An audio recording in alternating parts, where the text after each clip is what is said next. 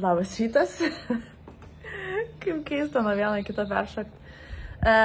Tai ką, šiandieną, ką mes veiksim, atsikėliau gan vėlai šiandien, kažkaip sunkiai kilau iš lovos. Lėkiu susitikti su draugė, su savo partnerė tam naujam versle ir varysim vis kitą draugę Laurą, lietuvę, kuri dirba, neprisimenu pavadinimo, Agent Provocateur, man atrodo, tai apatinių rūbų garsioji firmai. Čianais Prancūzijoje, o gal apskritai visur, nežinau, parodysiu vis tiek viską, kai mes susitiksim. Tai va, varysim į tą parodą ar atidarimą, nežinau. Ir tada su partnerė lėksim kur nors pavalgyti ir šiek tiek padirbsim, manau, šiandien prie kompo dviese. Tai va, o vakare nusimato man kitos lietuvės gimtadienis.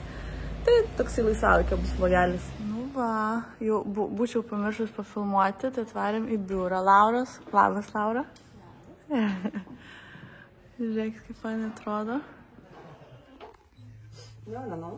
Bet kokia tavo subinikė gera? Labas draugai. Tai ką, greit aprodžiau tą vietą, kur dirba Laura. Šį fainą dalykėlį nusipirkom. Galėsiu parodyti, nusipirkau ir vieną tokį seksį dalyką, jau čia intymiam gyvenimui, ką nors for my future man. Iš jį nusipirkau labai fainą bomberį permatomą, kur galima tiesiog vakare užsimesti ir sijoną labai gražų, tai viską parodysiu. Labai daug nefilmavau, vis tiek jos darbo vietą, tai nenorėjau su kamera suklysti. O ką, dabar atvarėm su draugė pavalgyti į restoraną, tiesiog papietauti, nemanau, kad bus laiko kartu padirbti, nes turim čia dar šiek tiek reikaliukų sutvarkyti mieste. Ir be abejo, mergaitiškai užeisim dar į porą parduotuvių. Tai tiek iš kokios.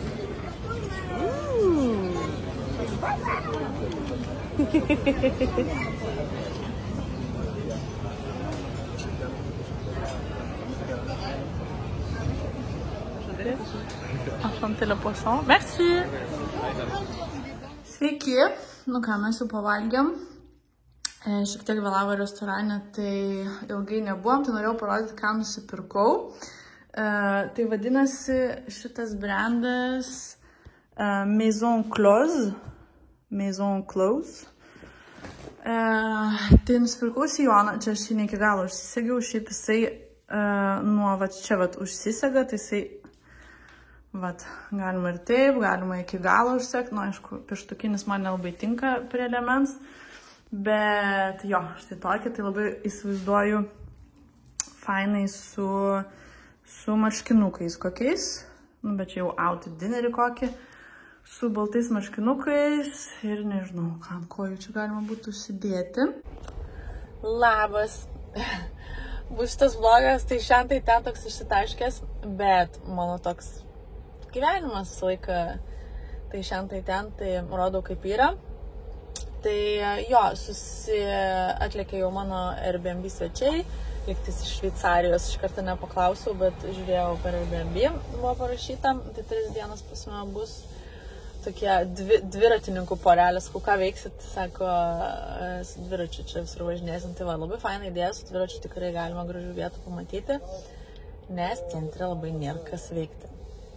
Tai jo, Airbnb, tada grįžau pas save, greitai apsitvarkiau, susirašiau, nuėjau po dušu ir užsidėjau savo topą iš kur šiandien pirkau Maison Close. Tai va, užsidėjau tokį dalykėlį sportinį, nes šiaip liemenukų nelabai nešioju. Sorry, čia man skambina, tai nutruko. Tai jo, tokį užsidėjau, žiūri, man fainas, toks ir karšta laukia ir nieko su jo nejauti ir nesi taip jau per daug ir apsirengus. Tai va, užlėkiau dar čia greitai draugiai dovanos nupirkti, nes švęsim jos gimtadienį, šiaip šiandien man 3 vakarai iš viso turėjo būti suplanuoti, bet tai gimtadienis yra svarbiausias dalykas. Tai mano draugė lietuvė, Julija, pafilmuosiu ją po to, ruošiasi čia, o aš galvoju, greitai jums pafilmuosiu, ką aš ją nupirkau, tokia simbolinė dovanėlė. Tai paėmiau dalykėlių iš Rituals, man atrodo, Lietuvoje jau irgi yra Rituals, tai greit parodysiu, kaip atrodo ir eisim švęsti. Tai taip atrodo dėžė, šiaip žiūri gražiai, nes šiuo metu Rituals, jeigu perkiu už virš 5 eurų, tai Every gift from a friend is a wish for your happiness. O, kaip cute. Tai jeigu perki už daugiau negu 5 eurų, tai duoda šitą dovaną, galėčiau susidėti viską. Tai yra maišelis dovanų, tada čia yra dušo želė, rankų kremas, tas man žiauriai patiko, jinai įsigijo naujus, tiksliau persikraustė naujus namus. Tai va tokie va faini dalykėliai, manau, tikrai labai gražiai atrodys vonioj. Čia rankų kremas yra, šitas kvapas labai man patinka, tai čia yra rankų hand wash, tai čia vietoj mailiuko. Ir šitas mano vienas iš mėgstamiausių Rituals kvapų, toks labai saulėtas, tai čia yra skrabas, labai norėjau skrabą nupirkti. Tai buvo tai komplektukai, kur pigiau, bet nežinau, kažkaip norėjau savo viską išrinkti, tai va, tai viskas cute atrodo. Čia jeigu norės pasikeisti tiesiog be kainos. Ir tiek viskas likiu.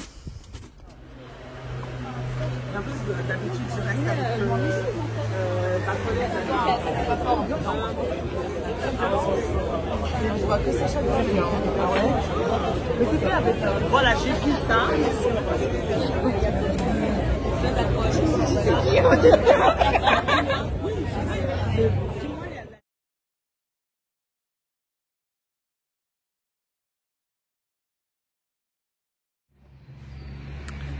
Labas rytas.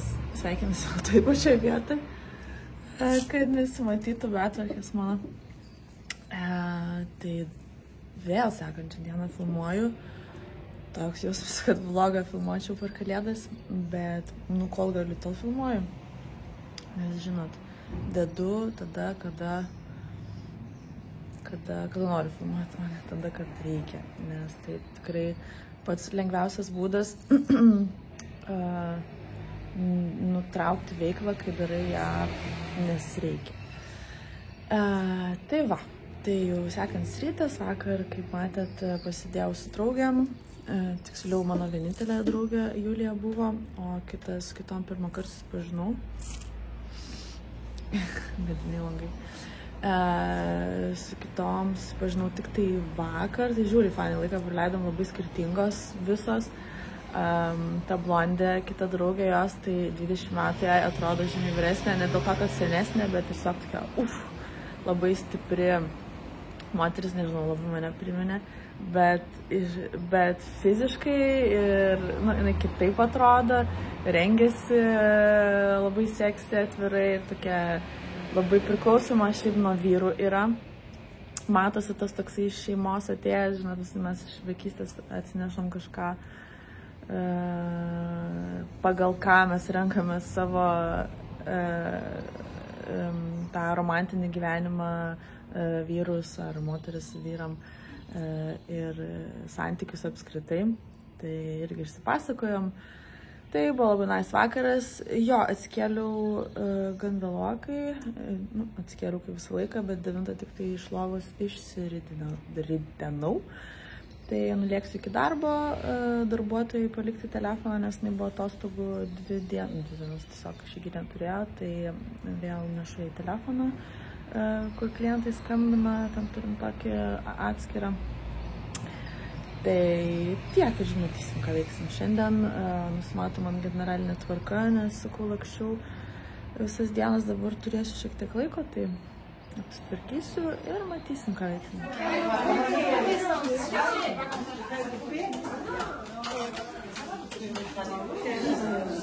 Donc après, il faut poser une image. Voilà, sortie. On fera l'écran du premier jeu et les explications du second jeu. Comme ça, vous n'avez pas à mémoriser les 3 jeux en même temps. Un jeu, c'est maximum 15 minutes. Ça veut dire qu'à chaque fois, vous passez maximum 15 minutes dans l'un, plus vous sortez. Na ką, grįžau iš darbo, prisiparkau prie namų, eisiu pietauti. Tai norėjau atsakyti jums į vieną klausimą, kurio sulaukiau po savo video. Tai panas net neslėpė, sako, labai įdomus skyrybos, pasakok. Ir aš, žinokit, kažkaip taip natūraliai jums pasakiau, va, išsiskyriau ir galvoju, čia jūs žinote, nes, kur sakiau, kad Maroke dariau video su draugė, kurio neįkėliau ten labai detaliai viską papasakojau ir gal gerai, kad nedėjau, nes tada, vat, matot, kita nuotaika buvo, tai taip viską išdėščiau labai dar iš tos skaudžios pusės. Tai jo, mes draugavom su mano eksu 3 kažkur metus, skyrėmės kokius 3 kartus. Ir jo, tai buvo mano, galiu pasakyti, toksiški santykiai. Galvau, kad jos turėjau anksčiau, bet ne, turėjau jos su savo buvusiu. Tai mano buvo santykiai labai sunkus ir labai intensyvus. Jie prasidėjo, aš tada turėjau 6 metų draugystę, išsiskyriau ir kažkur po 1,5 metų susitikau jį.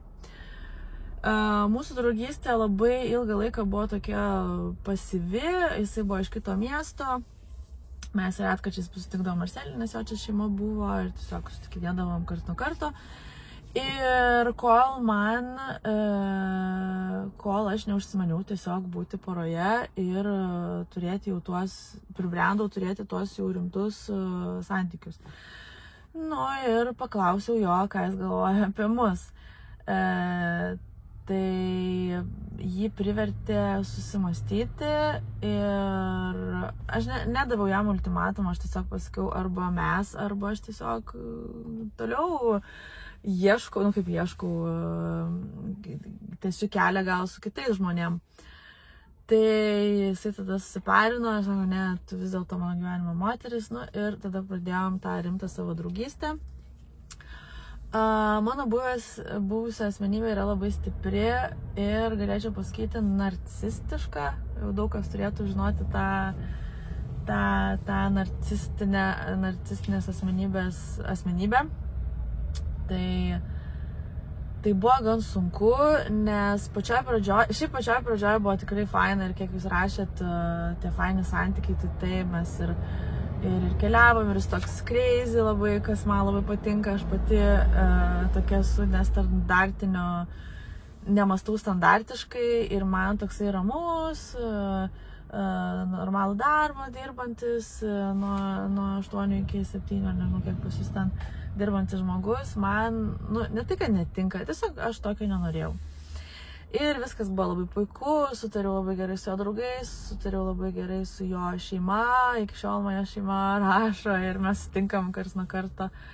Tai jo, kol, kaip ir sakiau, kažkada mes tą santykio ieškojimą parsinešam iš vaikystės. Tarkim, mano vaikystėje buvo tėtis labai griežtas. Nenoriu dar šiuo metu apie vaikystę šnekėti, turėjau skaudžių nutikimų šeimoj, ne per seniausiai, kaip jau virš metų, bet jo, tai vaikystės šiek tiek neliesiu, kas susijęs su šeima, bet jo, vyrą aš tokį susiradau, kokį mano tos visos atneštos problemos man pasakė susirasti.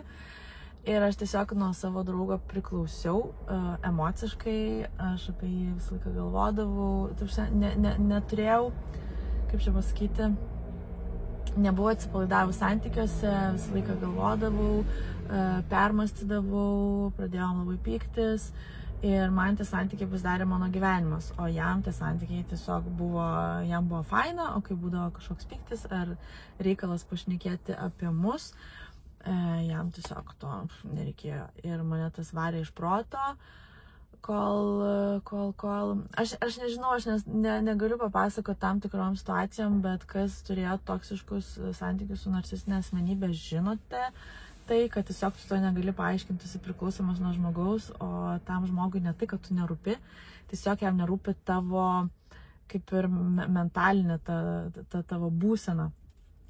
Tai nieko aš prieš jį neturiu, gerbiu ir tikrai galiu pasakyti, kad turėjau fainą draugystę ir žinau, kad jis tikrai mane mylėjo ir tiesiog aš blogai jaučiausi ir nuo jo priklausiau. Tai pirmos skyrybos buvo labai skaudžios, bet aišku, kaip ir visi ten ėjau out, labai daug sportavau, save prisižiūrėjau, ir jam prireikė vėl su manim draugauti.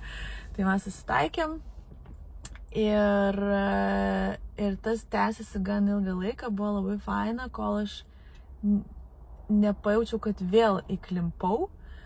Ir vėl jo to respekto nėra mūsų santykiam ir ypač man tas pačios pagarbos labai trūko. Ir vieno pykčio metu jisai tiesiog išėjo. Ir man viskas tiesiog, nes tu, kai esi priklausomas nuo žmogaus, tai nereiškia, kad tu jį labai myli, ar ten, kad wow, santykiai. Visą laiką, kai santykiai tau užima ant tiek vietos širdį, viduj, ir tau jie ant tiek svarbus, ar tai būtų toksiški santykiai, ar tai būtų labai geri santykiai, kai ta dalis išeina, tiesiog, įsivaizduokit, užima visą mane, ir ta dalis išeina, ir ta tuštuma jausta, žinokit, aš nenoriu niekam palinkėti. Labai ilgai ėjau į save, atradau sofrologiją, kineziologiją, visokie šamanai man netgi buvo artimi irgi, ėjau pas juos ir psichoterapeutę irgi, pas psichoterapeutę pradėjau vaikščioti ir tai buvo pati didžiausia pagalba iš jos. Pradėjau atsistatinėti ir, tai papasakosiu gal apie apskritai, nuo kurio taško pradėjo viskas kilti, tai kelis mėnesius buvo tiesiog apatija belio kokia. Ir, čia man pasportuoti reiktų. Man buvo didelė apatija ir aš tuo metu atidariau Black Roomą, tai įsivaizduokit, aš atidarau Black Roomą, skyrybos, kas ten darbos su Black Roomu labai buvo daug problemų su statybom, ten pykomės su kompanija, kuri mums darė remontą, bet nesmė ir buvo, žinokit, tragedija, bet aš save laikiau, stipriai, Mildagi reikia. Ir per atidarimą Black Roomo, tai buvo per atidarimą padarėm partį, tai ten buvo mūsų advokatas mano, ir buhalteriai, ir bankininkai, ir draugai, vienu žodžiu. Ir apturėjau aš tą ir tiesiog norėjau verkti per tą atidarimą, bet turėjau atstovėti ir aš visą paskutinę savo stiprybę tam vakarui išsėmiau. Ir aš tiesiog atsikėliau kitą rytą ir aš, man atrodo, turėjau pirmą savo gyvenime panikos ataką, bet ne tą, kur tu pakvėpuoji ir galvoji, kad mirsi. Bet turėjau tą ataką, kur galvojau, kad mano gyvenimas yra tiesiog baigtas. Kad aš niekada nesijausiu taip, kaip jaučiausi anksčiau. Tai pas mane buvo tokia tuštuma, kad jūs net neįsivaizduojat. Kad aš galvojau, kad kaip įmanoma ją pripildyti, kuom. Ten galvoju, nusipirksiu tašę, prisimenu dar iki šiol, Yves Saint Laurento ar kažką, bet net nebenoriu. Tai aš, buvau tuščia vieta savo ir aš kitą rytą tiesiog išlėkiau iš namų, nes aš bandžiau kvėpavimo pratimus daryti, bandžiau tvarkytis, nesugebėjau namuose išsidėti. Išlėkiau iki darbo, turėjau tada su draugė, mes turėjom pietauti. Tai išlėkiau iki darbo, sutvarkiau ten po to vakarėlio likusias visas ten pizzas, gėrimus ir panašiai, nes turėjau kažką veikti. Paskambinau savo geriausiam draugui, verkdama tiesiog, aš nieko verta. Ir atvaro mano ta draugė, kuri ne iš artimiausių draugų, tiesiog turėjom lunčą, žinai, nuo ryt. Ir jinai žiūri mane ir ta, kuri nelabai turi, žinot, kur draugės, ne tai, kad neturi ką pasakyti, bet jų gyvenime problemų gal nėra vykę tiek ir jos tiesiog neišdevelopina tam tikrų dalykų ir jos gal neišjaučia tokių skaudžių išgyvenimų, tai jos gal netaip ir supranta. Ir jinai žiūri tokia išsigandus ir aš verkiu, sakau, galiu aš vairuoti, sakau, nes man reikia kažką daryti. Jo, sako. Aš verkiu, sakau, aš niekam tikus, sakau, man depresija ar ten whatever. Ir jinai sėdi šalia. Sako, Milda, tai yra normalu, sako, tu atidarai verslą ką tik, tu išskyriai, tu negali visko patemti, tai yra normali situacija, kad tau liūdna. Ir aš tokia sėdžiu ir taip galvoju, blemba, taigi tikrai normalu, tai yra, nes aš esu gyvenime perfekcionistė ir aš feilinau santykius, ten viskas man griūva po kojom ir aš taip galvoju, normalu, ir jis sako, jeigu tu pas psichologę ten vaikšti, viskas yra normalu, žmonės, ta prasme, po tiek dalykų iš vis jam depresija, žinai, būna. Ir Kai aš supratau, kai aš savo pasakiau, kad tai yra normalu, čia gal durnai ir skamba, bet man to reikėjo. Nuo to aš atsispyriau, kai man pasakė, kad tai yra normalu ir kažkaip pati tai suvokiau. Žinokit, man viskas pradėjo kilti ir mes tada nuvarėm pavalgyti labai fainam restorane vasarą. Nuėjom į spa, tokio viešbučio, vieną labai faino prie jūros ir aš tiesiog užsisakiau to viešbučio kambarį. Nes nenorėjau namo grįžti, tai pasiėmiau grįžti iš namų porą daiktų, tai kambarys buvo į jūrą tiesiog ir tai draugė išvažiavo, aš tam kambarį likau ir tiesiog, nežinau, buvo toks atsipalaidavimo momentas, toks grįžimo į save, toks grįžimo į pasimėgavimą kažkuo, tai buvo to mano kambarį labai fainų, gražių, prie pat jūros, beje, aišku, kas Vilniuje gyvenat, man labai padėjo jūra, apskritai vanduo, kai būni prie jūros, tas, nežinau, kažkoks lygtais ištraukia iš tavęs tas blogas emocijas ar blogį, nežinau. Tai va, tai labai fainai praleidau tą dieną ir žinokit, nuo tos dienos man pradėjo grįžti mėgavimasis draugystėm, draugiam, nes ir buvau pasidarius tokia, stumdavau labai ant visų, tas pyktis kažkoks neišlietas buvo. Tai va, ir pradėjo tada viskas gerėti ir toliau lankiau psichoterapiją ir dabar kartais nueinu, bet man psichoterapeutė man sako, tu kaip jaunas mėnulis, tai pasirodai, tai vėl dingsti, tai aš tiesiog, nežinau, pasiskambinamės per tą FaceTime, per Zoomą, tada, kai man to reikia ir labai, žinokit, man padėjo. Tai va, nežinau, ką daugiau pasakoti apie tas skyrybas. Jeigu turit kokių klausimų apie tą pereinamąjį laikotarpį, tai rašykit, su mielu noru papasakosiu, nes tokių skaudžių išgyvenimų tikrai niekam nepalinkėsiu, kas skiriatės, irgi rašykit, jeigu norit išgirsti tą sakinį, kad viskas anksčiau ar vėliau bus gerai. Laikas yra pats svarbiausias ir pats didžiausias gydytojas. Šiuo atveju, tai jeigu kas dabar išgyvenat skyrybas, tai tikrai viskas bus gerai ir dar geriau, jeigu skubėsite tą žmogų paleisti, kuris nėra jūsų vertas, ar kažkaip kitaip jūs ten išdavė, ar nežinau. Vienu žodžiu, paleiskit žmogų, geriau tikrai bus. O jeigu ir kurį laiką nesurasit kažkokio wow vyro, taip gera būti su savim, jūs neįsivaizduojat, bet turit pati ar pats išgyti ir tada jau atgyventi savo ir tada bus vietos gražiam dalykam. Tai va, kitas klausimas, žinau, kad bus daug klausimų apie tai. Aš dabar turiu draugą, tai neturiu draugo, jau ilgą laiką, kaip ir rimtų santykių, neturėjau po mano ekso, turėjau labai didelį sužavėjimą